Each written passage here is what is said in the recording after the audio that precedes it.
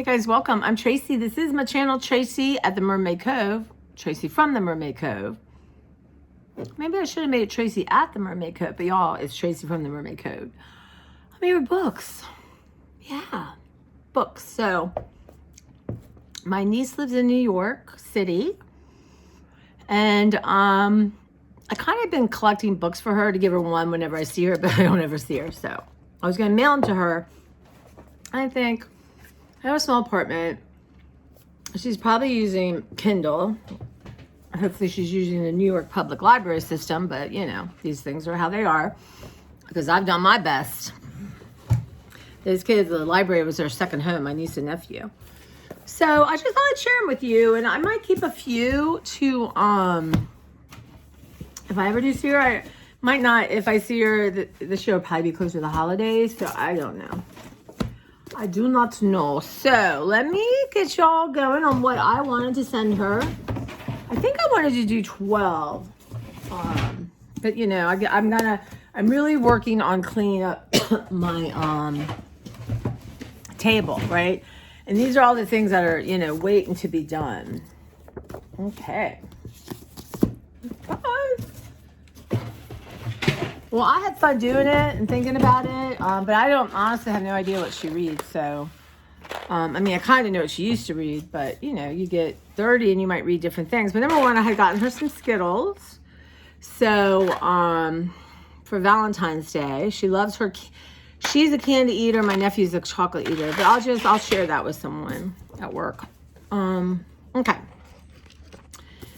Bookish and the Beast, Once Upon a Con series. So this is young adult teen. We love book. One of our favorite, excuse me, y'all. One of our favorite movies as a kid for her was Beauty and the Beast. So whenever I see anything like that, I kind of collect it. So I might put that in my, y'all know anything about this? I just love the title, Bookish and the Beast. So I might keep that for me. You guys, if you have not read Elizabeth Gaskell, what's going on? If you like Jane Austen and that kind of thing, and you like funny, like smart funny, with a little snark, British snark, y'all, Cranford. Elizabeth Gaskell, I'm going to see when this was written. I want to say turn of the century, but I could be a little off on that. Published by, okay, well, back in the day, it would just tell you. Annoying. Literally not one. Okay. Was first published, serialized in Cornhill Magazine, 1863 to 4. So it was actually before turn of the century. But she's written North and South and Wives and Daughters. And their miniseries, y'all. This is such a wonderful book. I know if you read it, you're going to just think I'm wonderful. Well, you think that already, right? But anyway, it's just like yummy cup of tea, like the best scone you've ever had, little Elizabeth Gaskell. It's just charming.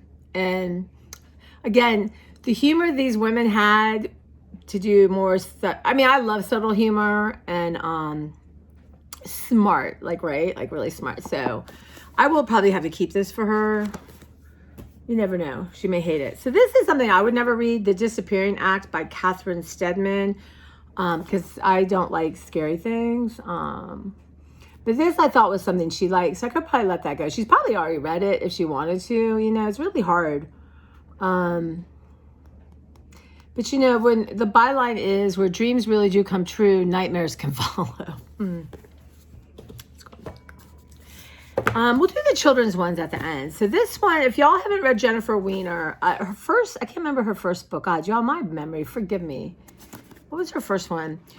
But it's you know, it's about a woman who is concerned, her very first one, concerned with her weight, which was written 20, 30, good in bed. But her, I mean, she's got quite the backlist, but it's just fun.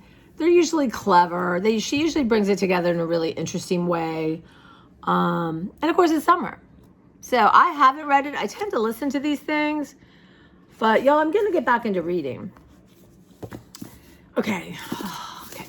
So this is Ann Patchett. Y'all, you know Ann Patchett is a beautiful writer. I love her nonfiction the best. So this is Truth and Beauty of Friendship. she went to the Iowa Writers School, you know, and she met a poet named Lucy Greeley, which is, I believe, Grealey or Y. I don't know if, no, Greally. And Lucy Greeley has written a book called Biography of a Face. I'm thinking 25 years ago, y'all. I'm not sure. A while ago. About, you know, I think it was cancer she had in her face. It really disfigured her. And Lucy Greeley is no longer with us, but she's a beautiful writer. It's a heartbreaking story, but I think anyone today could totally relate to her. But they just like fell into platonic love, right? And you know, and this is really about their friendship and how, you know, you meet someone and their hardships and their challenges can become your own in a way, but it's just beautiful, y'all. It really truly is. And you get kind of that little bit of that artist or writer world, which I love reading about. You know, Elizabeth Gilbert in Big Magic talks about Anne Patchett and her. So anyway, I don't know about that one. The Orchid Thief, Susan Orlean. So I love when nonfiction reads like fiction. And the amount of research this woman does and the detail, and she does not write very often because when you read a book, you'll understand. But she has a way of pulling together all this nonfiction, you know, facts and making it flow like fiction. And that, y'all, is a talent a lot of people, most people don't have, let's face it. But I feel like people are getting much better at nonfiction. But I love that. But anyway, it's all about a man who's an orchid thief and the world of that. And, you know, it's just like people who do Dollar Tree hauls. Or there's these little subset things of people. She also wrote the library book, which was about, started off as a fire. There was a fire in the LA County Library in like the 70s. And she started researching that. And then she came up with the library book, which, of course, I love. This one just looked like fun. They had gone, my family had gone to, all of them, had gone to Greece last summer. So it's the summer house in Santorini. And y'all, did you see Summer Friends? Like that impacted me so much. I've been 17, 18, something like that, y'all. But I don't know. I have no idea anything about her. Samantha Parks.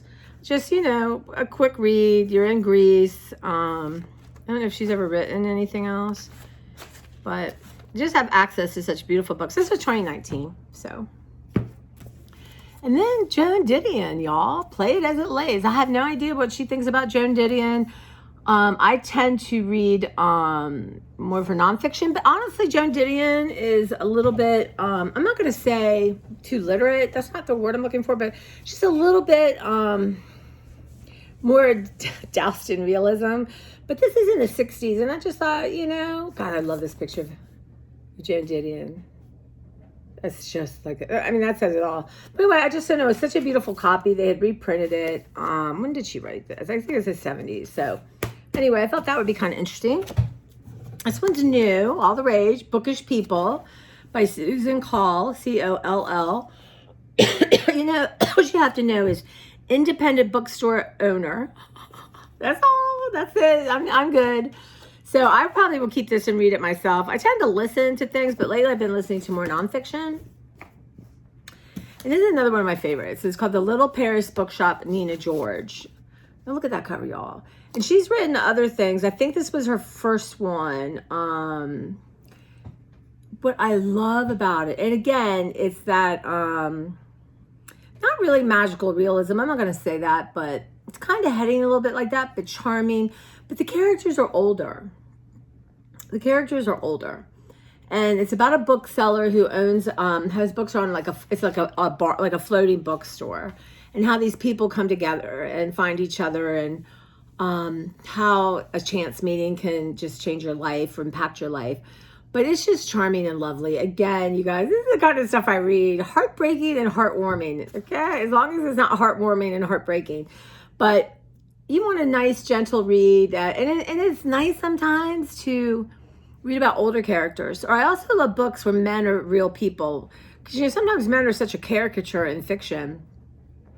But like the Rosie Project, the storied life of A.J. Fricky. There's some ones that, and it's just they're real good, decent human being men and their stories. So, all right. So let's see here. One more adult. Sense and Sensibility. I love Joanna Trollope. Y'all love Joanna Trollope, and she's a British writer, and and any take on any Jane Austen. Now I read another one she had done. I think that was her. The Choir, A Village Affair, A Passionate Man, The Rector's Wife.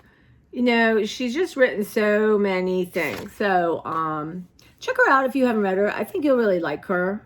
But you know, when you've got Eleanor Dashwood, an architect student, right? And they're when her dad, Henry Dashwood, dies suddenly, they're forced out of their home. So that were the adult books. Now these are some she likes things that are, I don't know what to say. Like, she's a huge Harry Potter person, but that kind of thing. This just looks really cool to me. The Inquisitor's Tale, or The Three Magical Children and Their Holy Dog. It won the Newbery.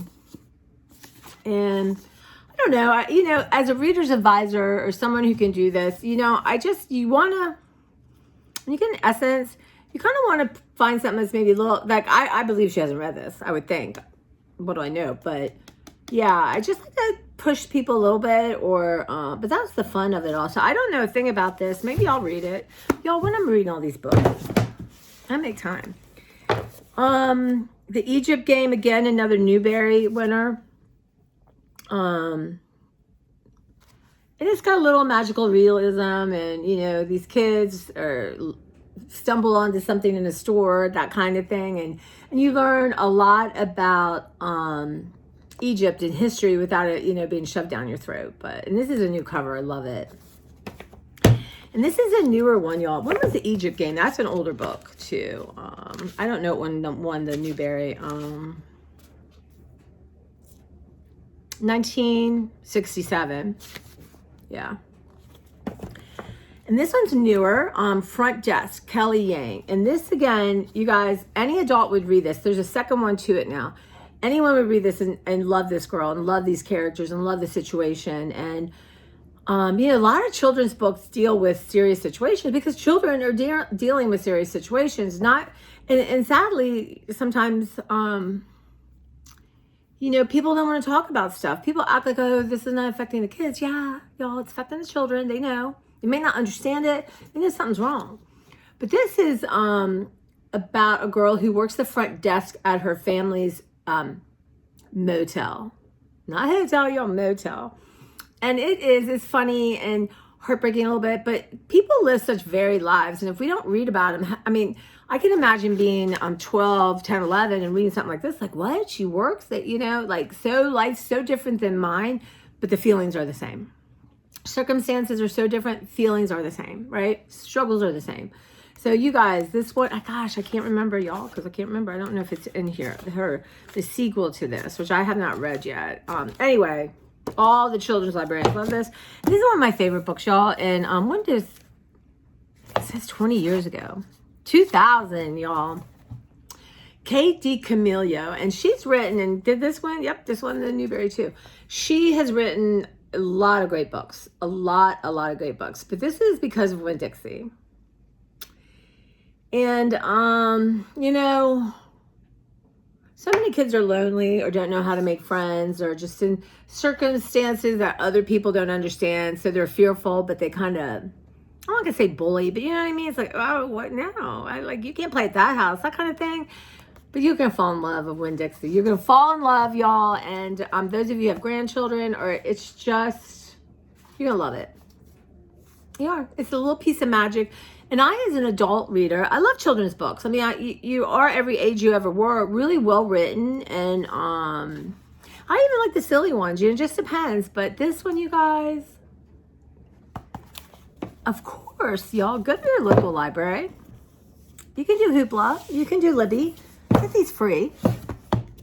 So this is what I wanted to send to my niece. But I don't believe she watches my videos. I'm pretty 100% sure she doesn't, but I can always tell her, refer to this video. But I don't know. I mean, you know, there's kids are so different, but I think, unfortunately, most of these, I'm not the little Paris bookshop. I'm going to let that go. I read that like twice. I'm going to let the Joan Didion go. I'm going to let the Egypt tale go. I'm not sure about this one. I say I will read it, but I won't. I'm going to let that go. You know, and I'm going to let the Orchid Thief go. I'm going to let Truth and Beauty go because I can always get it. And it's just, yeah. Some stories you want to revisit. Some you just get little flashes of residue of it. And some, you know, I mean, you want to read and read and reread. So, which ones am I going to keep, y'all? I think these are the ones that I'm going to incorporate. I just love, I haven't read Cranford in a long, long time. And I love the size of it. And even for that, the writing's pretty decent. I think I'm going to keep it. When I'm going through books, if I come across one, here we go. Wonderfully funny. Y'all, that's what I'm looking for. Wonderfully funny. So that's it, y'all. So these are the books. And, yeah. So good intentions and all that. But let me know if you read any, or you already fallen in love with these books and you're like, oh my God, yes, yes. Or you hadn't remembered them in a while and you want to go reread them. But just, you know, I could pick up, well, because of Winn-Dixie is in front desk, you know, a lot of, it's funny, I have some patrons that I've gotten to really know, and like we might have lunch or, you know, that kind of thing. We really, because we've known each other 20 years, y'all. And, you know, so what I'll do is when I come across a children's book I like, even if it's a picture book, I'll put it on hold for them. And they're always like, I knew it was you. Well, you know I didn't put on a picture book, but it's just fun. You're a reader, right? It doesn't matter who it's meant for or all that kind of stuff. So, all right, guys, thanks a lot. Again, let me know. I'm just very curious. Have you read them? Out of that stack, which one do you think you are going to go like, yeah, okay, I'm putting this on my list, or I'm going right to my phone and putting it on hold at the library? If you buy from Amazon, no judgment. No judgment if you, like, pay taxes and choose to give Amazon money instead of use your tax money at the library. Should I say no judgment? I only judge people who don't read books. All right, take care.